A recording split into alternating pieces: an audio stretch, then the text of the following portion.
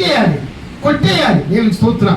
సరళం చేయాలి మార్గం. ఆ తర్వాత వంకరవి చక్కగాను. దేవునికి స్తోత్రం. వంకరవి, వంకర ఆలోచనలు, వంకర స్వభావాలు, కుట్రపూరితమైనటువంటి ఆలోచనలు. దేవునికి స్తోత్రం. అక్కర్లేదు, అంత కుట్రగా మనం ఆలోచించాల్సిన అవసరం లేదు.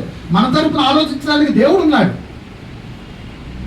వంకర ఆలోచనలు మనకు అవసరం లేదు. మనం తిన్నమైన మార్గం, అఫ్కోర్స్ ఇరుకైన మార్గమే, కానీ దేవుడు మనకు చూపించేది తిన్నని మార్గం, వంకర మార్గాలు కాదు.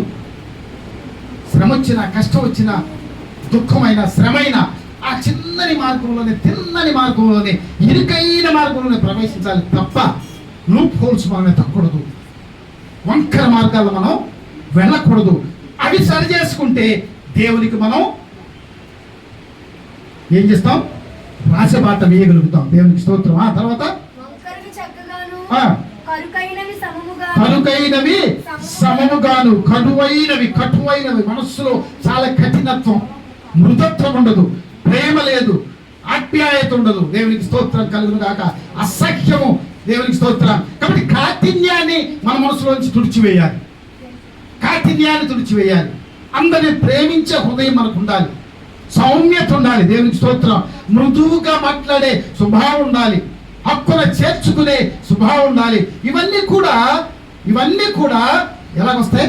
మారు మనసు ద్వారానే వస్తాయి. దేవునికి స్తోత్రం. మారు మనసు ద్వారానే ఇవన్నీ కూడా మనకు వస్తాయి. కాబట్టి వీటి ఎప్పుడైతే ఈ మారు మనస్సు మనలో కలుగుద్దో అప్పుడే మనము దేవునికి మార్గాలు సరళం చేసుకోగలుగుతాం. ప్రతి లోయను మనం ఎత్తు చేయగలుగుతాం. ప్రతి ఎత్తును అణిచేయగలుగుతాం. ప్రతి వంకను తిన్నగా చేసుకోగలుగుతాం. ప్రతి కటుత్వాన్ని మృదుత్వంగా మార్చుకోగలుగుతాం. రాతి గుండె లేకుండా దేవుడేమన్నాడు? మాంసము గుండెను అది సంపాదించుకోవాలి. మనం దేవుడన్నాడు సరళం చెయ్యండి, మార్గాలు మీరు చేరండి. We have to do it. మనమే దాన్ని చెయ్యాలి. దేవుని స్తోత్రం. హల్లెలూయా.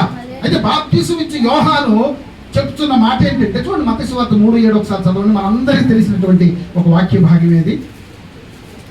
అలా మారు మనసు పొంది సరళం చేసుకున్నటువంటి మార్గాలతో మన విశ్వాస జీవితాన్ని మనం కొనసాగిస్తున్న సందర్భంగా ఆయన చెప్తూ ఉన్నాడు. మత్తయి సువార్త 3:7. ఓకే, అతడు చదివే అతడు పరిసయ్యులలోనూ సద్దుకయ్యులలోనూ అనేకులు బాప్తిసం పొందవచ్చుట చూచి సర్ప సంతానమా రాబో ఉగ్రతలు తప్పించుకొనుటకు మీకు బుద్ధి చెప్పిన వాడెవడు? మారు మనసునకు తగిన ఫలము ఫలించుడి. పరిసయ్యులు సద్దుకయ్యులు యోహాను దగ్గరికి వచ్చేస్తున్నారు. మా పాపాలు మేము అర్థం చేసుకున్నాం, మేము మారు మనసు పొందాము అని వారు వస్తుంటే బాప్తిసం యోహాను ఏమన్నాడు? రాబో ఉగ్రతలు తప్పించుకున్నటకు మీకు బుద్ధి చెప్పిన. అంటే వారికి బుద్ధి వచ్చిందని అర్థం. వారికి బుద్ధి నేర్చుకున్నారు. రాబోయే ఉగ్రత నుంచి తప్పించుకునే తెలివితేటలు వారు సంపాదించారు. బుద్ధి తెచ్చుకుని మారు మనసు పొంది దేవుని దగ్గరికి వస్తున్న వారితో ఆయన అంటున్నాడు, ఏమంటున్నాడు? మారు మనసు పొందారు మీరు, కానీ మారు మనసుకు తగిన ఫలాలు ఫలించండి. దేవునికి స్తోత్రం. మారు మనసు పొందటమే కాదు, లేదా దానికి ఫలితాలు ఉన్నాయి. మారు మనసుకు ఫలితాలు ఉన్నాయి. మీరు మారు మనసు పొందారు.